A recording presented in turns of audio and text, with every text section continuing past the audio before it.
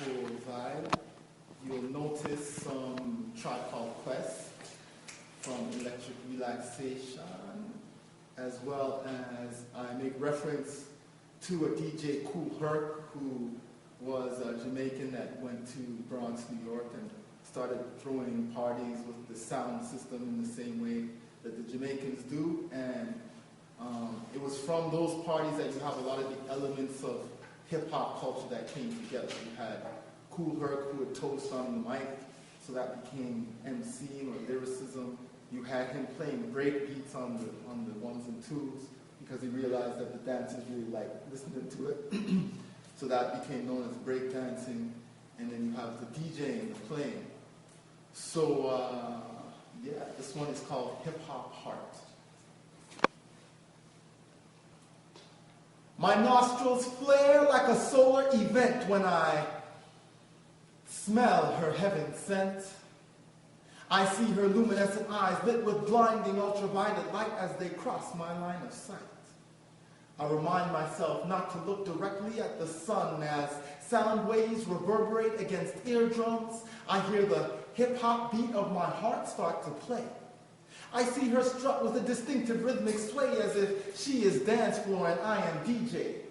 I hear the shaklack-clack of her steps play on pavement like breakbeats in Kool Herc's Bronx basement. And my voice will freestyle over her throat beatbox, for my hip-hop heartbeat has left my chest and is now pounding on my neck like a boombox. She touches my hand and presses play. She checks the mic and says, hey. In her first verse, she calls me poet. Her next is a how are you. Her third, before she passes the cipher, is where you from? All sung in the same breath as if she had an iron lung. And instead of internalizing my thought, I touch her hand. I hold her close as if I am MC and she is mic stand. I taste her kiss, and she tastes like sun sandwiched between two lips. I almost blow my sensory overload. My first 5 senses are reeling like an old school cassette tape rewound and played electric relaxation all day. Honey, check it out, you got me mesmerized. With your black hair and your fat ass thighs. Street poetry is my everyday, but yo, I gotta stop when you trot my way.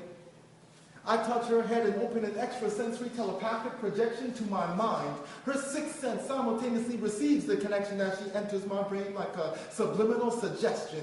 The thought of her triggers a neural response, sending synapse to skin like a strobe light. Like the crowd moves towards a fight, blood rushes to her cerebral cortex like sound system speakers bumping beats in a swirling vortex.